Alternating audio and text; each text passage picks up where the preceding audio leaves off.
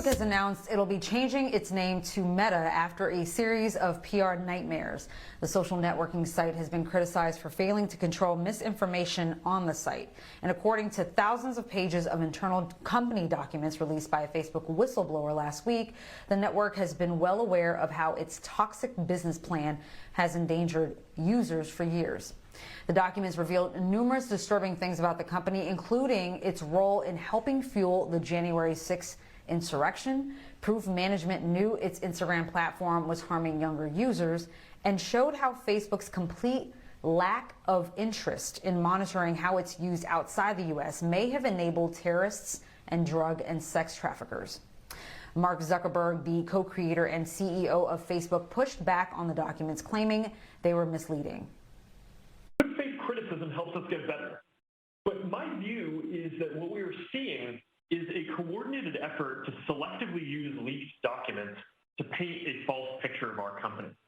The reality is that we have an open culture where we encourage discussion and research about our work so we can make progress on many complex issues that are not specific to just us.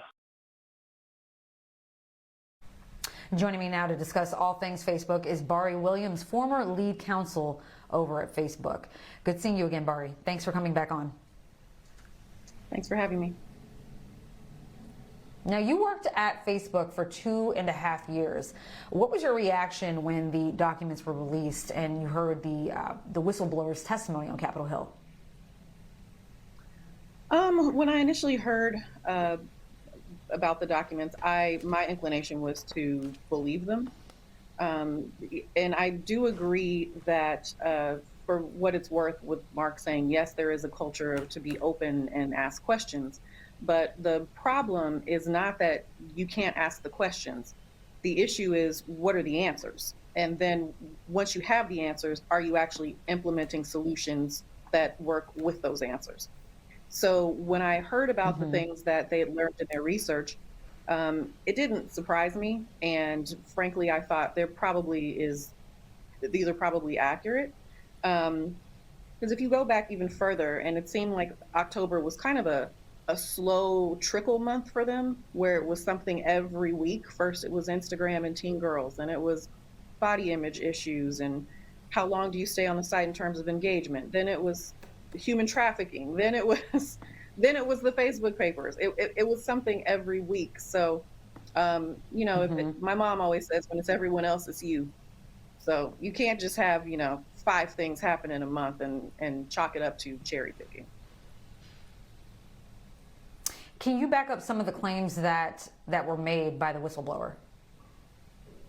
I can't. She and I were not there at the same time, so we didn't overlap. I didn't have access to those documents, and nor was I there when that research was conducted. How difficult do you think it was for her to actually come forward and testify before Congress and release those documents? I'm sure it was incredibly difficult for her. Because typically what happens, and this isn't unique to Facebook, it's really any tech company, typically when you leave, you sign, and California actually just passed a law around this because 2 Black women quit Pinterest in fine fashion and went out in a blaze of glory and told their entire story about discrimination and things that they had seen within that company, and co-authored a bill that's called Silenced No More. So the practice typically is you sign an NDA and a non-disparagement agreement, and that's tied to whatever monetary compensation that you're going to get handed on your way out. And if you speak badly about the company or you break that confidentiality agreement, they typically will claw their money back from you, whether they sue you or if there are other means in which to get it. But more than that, what they will do is, and again, not unique to Facebook, this is just tech companies in general, they're whisper campaigns. So if this woman ended up completely switching industries or doing something different entirely, I wouldn't be surprised, because I wouldn't doubt that, people have probably attempted to smear her or say that she is working on behalf of someone else, or she was a low-level employee and didn't really know what she was talking about. So I'm sure it was very difficult for her, not just personally, but professionally, in terms of what are her options after this. Now, civil rights auditors hired by Facebook looked at the company's policies and found that those policies were a quote, tremendous setback that has undermined civil rights progress. Do you believe that they were aware of these issues, and do they really need auditors to tell them that? I'm sure that they were aware of them, and I would say that it's not necessarily just a civil rights issue, but it's more of a content moderation issue. If you think about it from the standpoint, Facebook has 2 billion users worldwide, and they have about 20,000 content moderators, and they don't all sit in the country in which they're judging the content. So if I am a content moderator sitting in Jakarta, Indonesia, but I'm judging your content, Yodi, in America, I'm not going to have the cultural competency or the cues to know what is and isn't right to leave up, because I don't know. I may not be as familiar with American culture or American issues or American values or even your vernacular. So I think there's a large issue around that. And no, I don't think that they needed independent auditors to tell them that. It's not hard to just go walk down a hallway and talk to your local policy team member. So you didn't need independent auditors to tell you that there's a spread of misinformation on your site, and that is harming civil rights groups and civil rights campaigns, and that's also scaring and turning elections. You didn't need independent auditors to tell you that, because you had the information internally and people could have told you this. Or, to the point that Mark was making, if people did ask those questions and did give you that feedback, what did you do with it? Looks like nothing. Well, while you were there, Bari, did you ever participate in or witness any discussions regarding hate speech or content moderation and how it should be handled?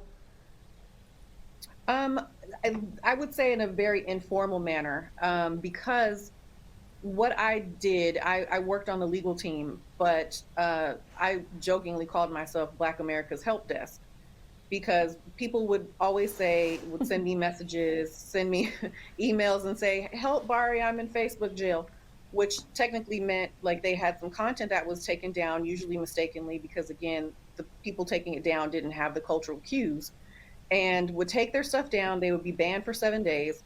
And because you have to, in order to get out of it, you have to put your information in, and it's a portal, and it's like a black hole and goes to nowhere.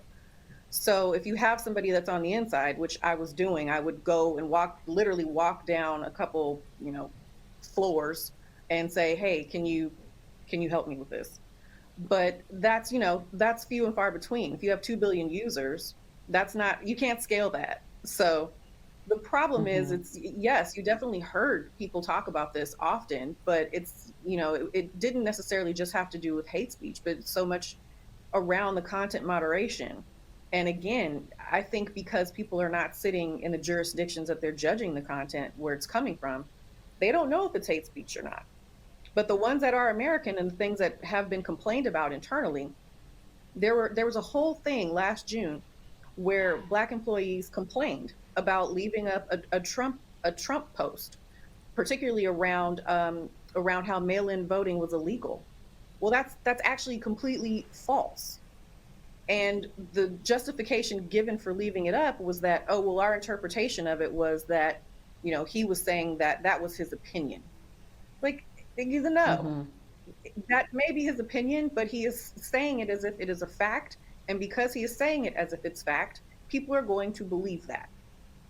And thus begets the big lie. Bari, I've got to go, but I really just want to get your quick thought on Facebook's new name, Meta. Twofold. One, I do think that's Mark's vision. I totally do. That's why Facebook purchased Oculus before for VR. And I think that's great. I think it's very opportune timing to announce that the name has changed right after you have a string of bad press for a month and a half. So it just seems convenient. All right, Bari Williams, Facebook's former lead counsel, thank you so much for your time tonight.